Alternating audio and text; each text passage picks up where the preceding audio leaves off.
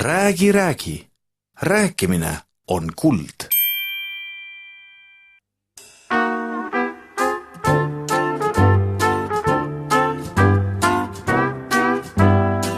Золотые слова. В первой части диалога наши герои обсуждают предстоящее так называемое новоселье, когда, кого они приглашают на этот праздник и к которому часу. В ходе беседы Марика рассказывает детскую байку про «Унемати» – «Засыпай ку». Послушайте, пожалуйста, слова и выражения из первой части диалога. Arutama. Обсуждать. Nii nimetatud. Так называемый. Puistama. Посыпать, присыпать.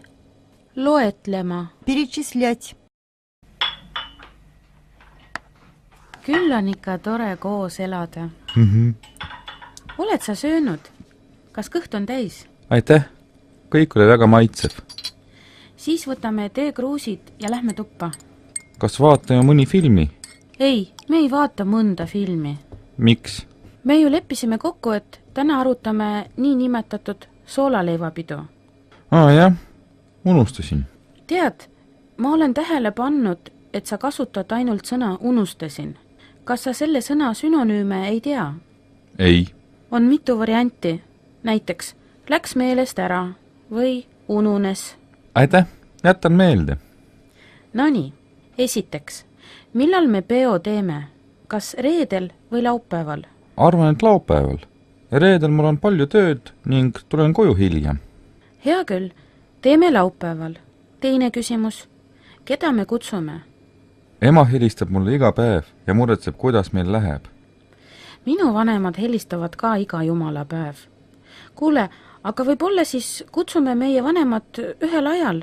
Koos sõpradega. See ei ole eriti hea mõte. Aga teeks niimoodi, et emad-isad tulevad päeval ja sõbrad tulevad õhtuks. Hea mõte. Siis ei pea mitu korda ka süüa tegema. Väga hea. Mis kellaks me kutsume? Arvan, et 3. Kaua nad siin ikka on? Paar tundi istuvad. Õige. Aga kes tuleb õhtul? Õhtul tuleb Unemati. No, see on nali. Oota. Mis Mati see meile tuleb? Unemati. See on selline mehike, kes käib õhtuti kodudes ja puistab inimestele und, et nad magama jääksid. Lastele räägitakse nii. Mina juba mõtlesin, kes see Mati on. Nii, hakkame loetlema. Olga ja Nikita, Jaanika ja Tarmo, Leena ja Jüri, Oksana, Katri, kes veel? Andrei, Sveta, palju on? 10 inimest ja meie 2. Kokku on siis 12 inimest. Päris hea kamp. Tuleb vägev pidu. Vägev?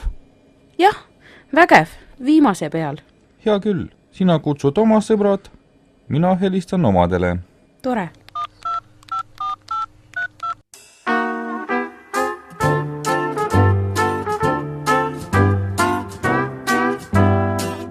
Золотые слова. Во второй части диалога Марика и Алекс обсуждают меню предстоящего праздника. Послушайте, пожалуйста, слова и выражения из этой части диалога. Ei piisa. Не хватит. Недостаточно. Lauda katma. Накрывать стол.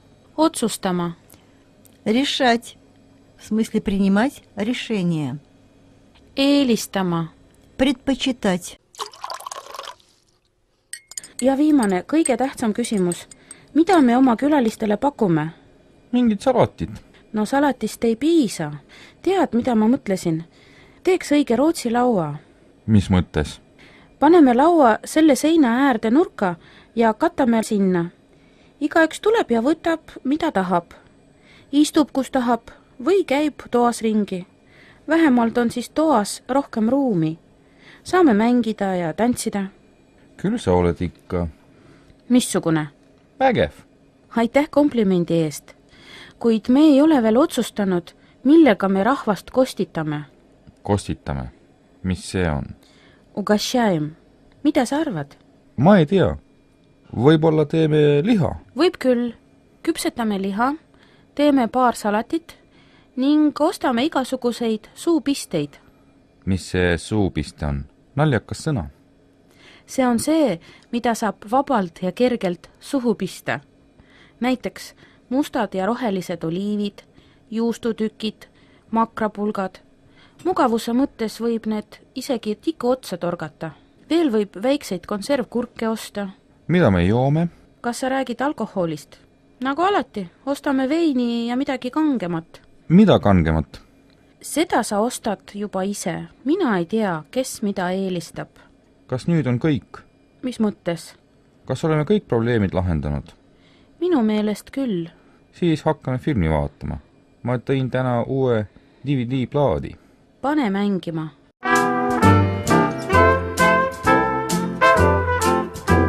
Золотая грамматика.